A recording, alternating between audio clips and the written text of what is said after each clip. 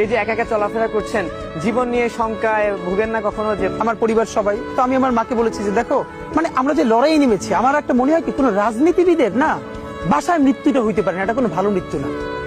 যিনি রাজনীতি করেন, যিনি লড়াই করেন, যিনি বিপ্লবী, যিনি সংগ্রামী, তার মৃত্যুটা হবে একটা সংগ্রামের মধ্য দিয়ে, একটা রাজপথে, একটা গ্লোরির মৃত্যু।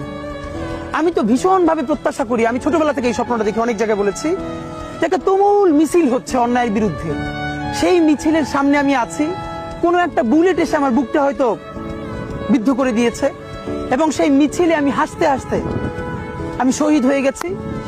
এবং সবাই যখন মৃত্যুটাকে ভীষণ ভয় পায়, আমি তখন হাসতে হাসতে আল্লাহর কাছে ভীষণ সন্তুষ্টি নিয়ে পৌঁছতে চাই যে আমি একটা ন্যূনতম ওই জীবনটা লিড করতে পারলাম, যে আমি একটা ইনসাফের হাসি নিয়ে আমি আমার আল্লাহর কাছে পৌঁছতে চাই। সুতরাং আগামী 50 বছর বাঁচলাম, কোনো ইম্প্যাক্ট তৈরি হলো না আমার দিয়ে, দেশের জন্য, রাষ্ট্রের জন্য, উম্মার জন্য, জাতির জন্য। কিন্তু আমি ধরেন 5 বছর বাঁচলাম, সেটার মধ্য দিয়ে যদি আগামী 50 বছরের ইম্প্যাক্ট তৈরি হয়, তাহলে অনেকদিন বেঁচে থাকায় কি সাফল্যের বলেন? শহীদ প্রেসিডেন্ট জিয়াউর রহমান কয়টা দিন বেঁচেছেন, কিন্তু ভাবেন আজকে পর্যন্ত উনি আমার অনুপ্রেরণা। হাঁটতে হাঁটতে আমার পা ফুলে যায়।